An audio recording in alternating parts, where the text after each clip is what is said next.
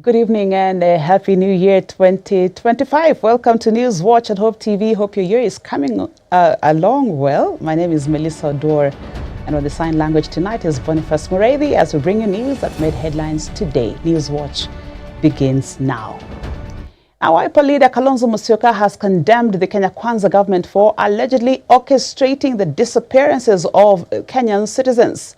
Speaking at the Milimani Law Courts, where he had appeared in his capacity as a lawyer in one of the abduction cases, Kalonzo, who was flanked by opposition leader Eugene Wamalwa of DAP Kenya, accused President William Ruto of orchestrating the disappearance of Kenyans using an abduction squad. He said Kenyans had lost trust in the government, and while calling for an end to the disappearance of Kenyans, Kalonzo said the opposition remains steadfast in defending the rights of Kenyans, insisting that no one is above the law. The Wiper leader also took issue with the Inspector General of Police Douglas Kanja, the National Intelligence Service NIS Director General Nurdin Haji, who was summoned to appear in court but failed to do so.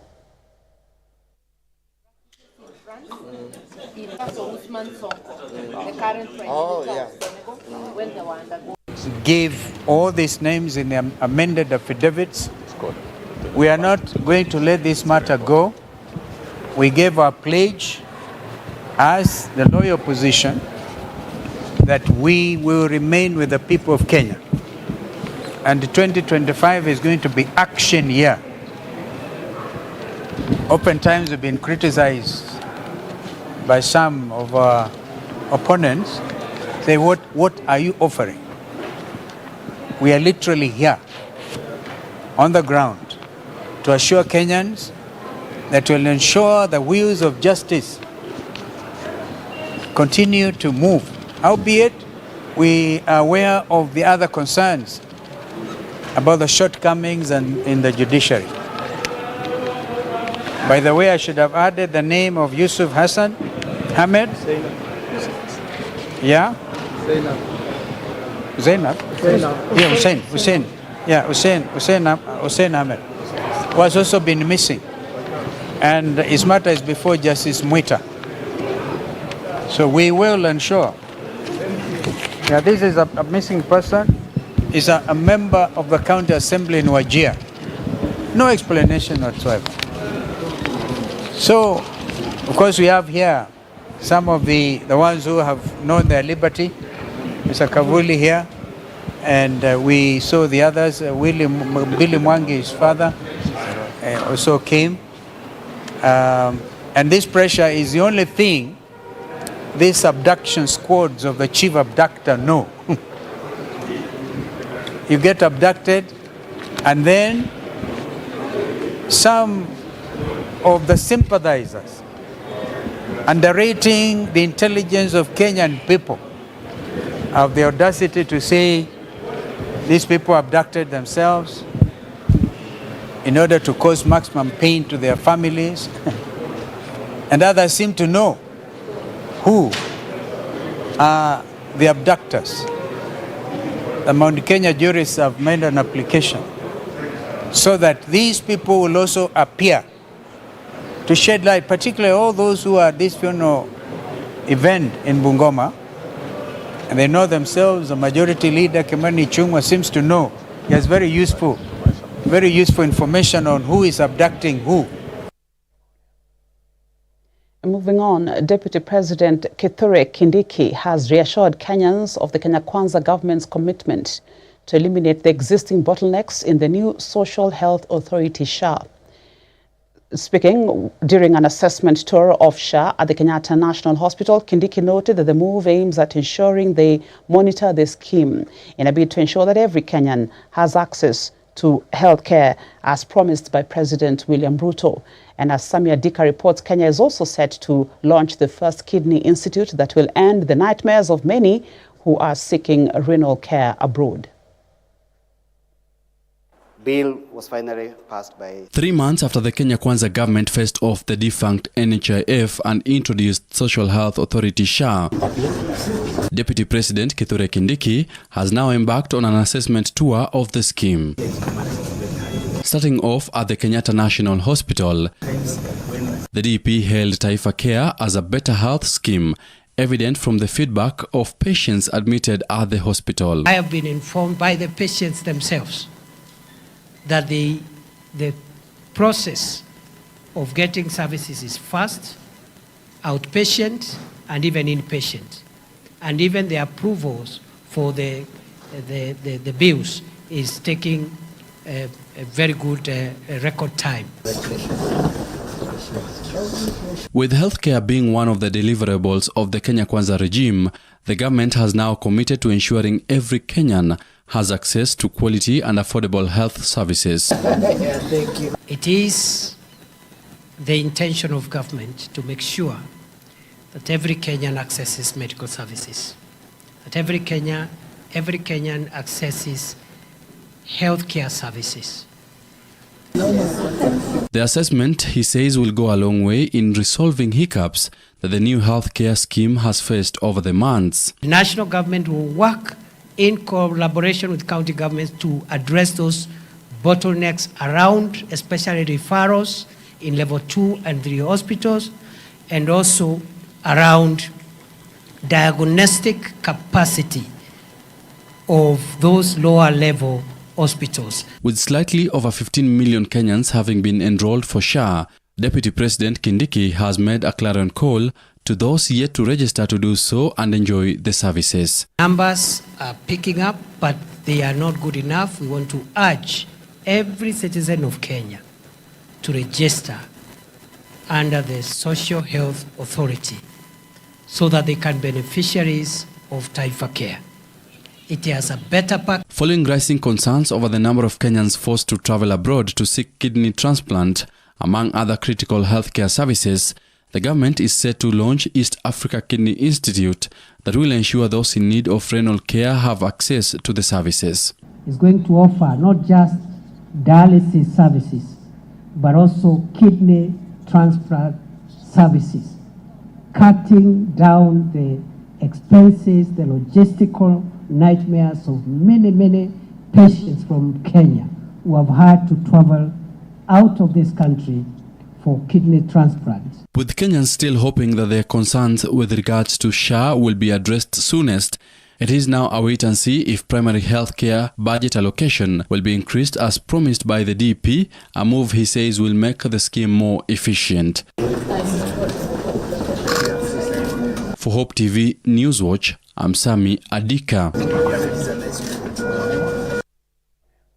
Report there by Sami Adika. Now, National Assembly Speaker Moses Wetangula has called for a special sitting next week to consider a report on the vetting of 3 new cabinet secretaries. In a notice, Speaker Wetangula confirmed that the special sittings will be held on Thursday next week, January the 16th, follows a request from the National Assembly Leader of Majority, Kimani Ichung'wah. The 3 nominees are scheduled to appear before the Committee on Appointments on Tuesday next week, a day before the special sitting. The nominees, who include Mutahi Kagwe, Lee Kinyanjui, and William Kafogo, have been proposed by President William December to head the Agriculture, Trade, and ICT ministries, respectively.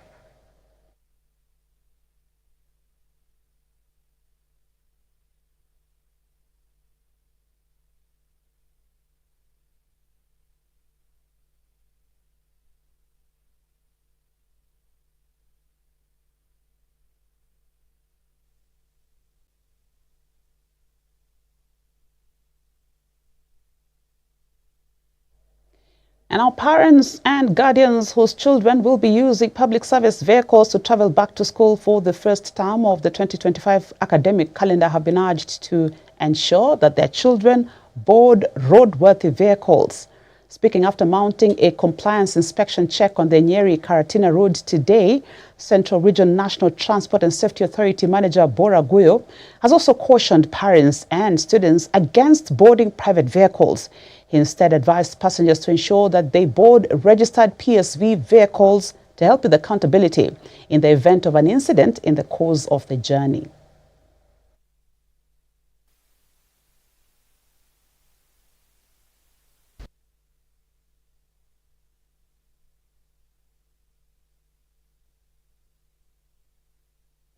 The government will build more dams to support farming in the North Rift region. Water, Sanitation and Irrigation Cabinet Secretary Engineer Eric Mugaa says the region's agricultural potential is yet to be fully exploited due to water shortages. Speaking when he inspected water projects in Uasin Gishu County, Engineer Mugaa said the additional dams will help increase land acreage from the current 6,000 to 9,000. The Water CS said a shift from reliance on rain-fed agriculture will make Kenya more food secure, create more employment and drive the country's economic growth. Engineer Mugaa has meanwhile warned contractors working on various projects in the North Rift who have failed to meet set timelines.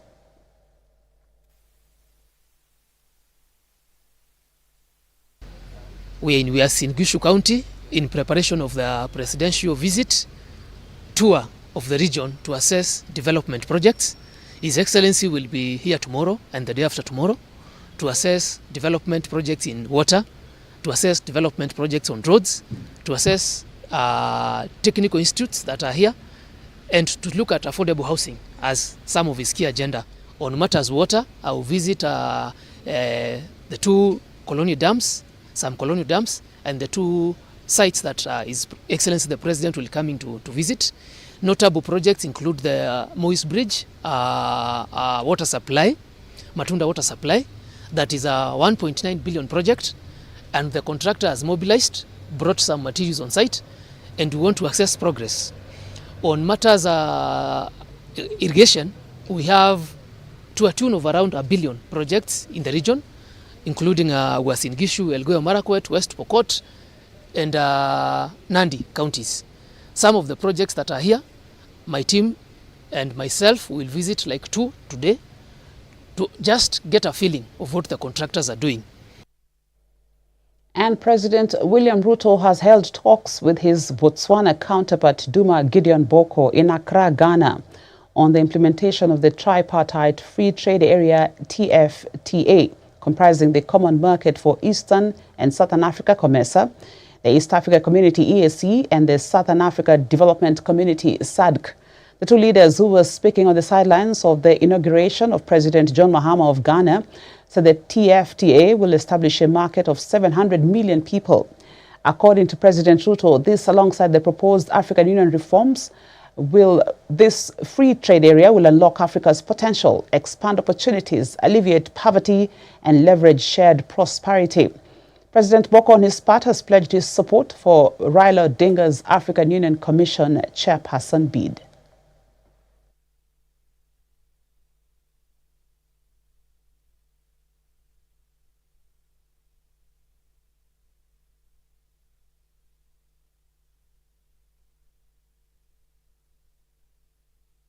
Looking at sports now, Kenyan runner Faith Chepchirchir Kiprotich has been provisionally suspended by the Athletics Integrity Unit AIU for testing positive for the banned substance neurotestosterone. The AIU has issued a notice of allegation to the 23-year-old who won the Lisbon Hyundai Half Marathon in October 2024 with a time of 1 hour, 10 minutes, 33 seconds. Chepchirchir has the opportunity to respond to the allegations, either admitting or denying culpability.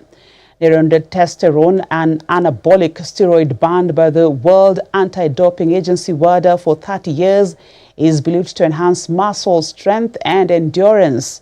Chepchirchir's 2023 achievements also include victories in the women's 10 miles at Tilburg. Tilburg 10 miles and a 5th place finish in the Lille 5 kilometers race. Faith now joins fellow Kenyan athlete Elijah Kipkosgei, who was provisionally suspended in December 2024 for testing positive for prohibited substances.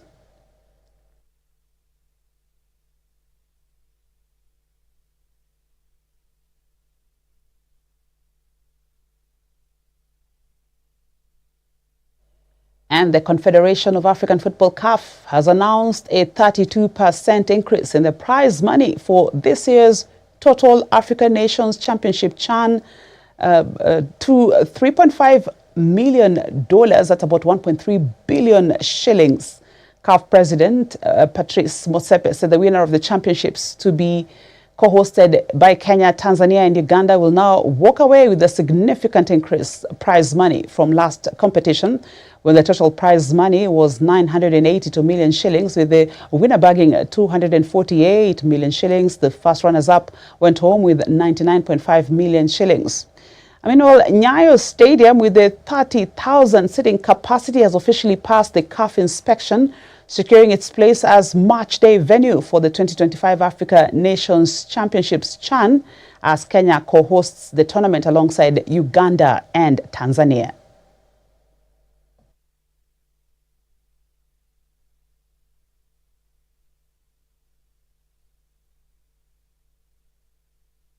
Indeed, congratulations to Kenya for securing Nyayo National Stadium for the CHAN Championships. It's been a long journey. And that's how we end Newswatch today. Thank you for keeping us company throughout this newscast. I have been your anchor, Melissa Oduor, together with Boniface Muredi. Have a good night.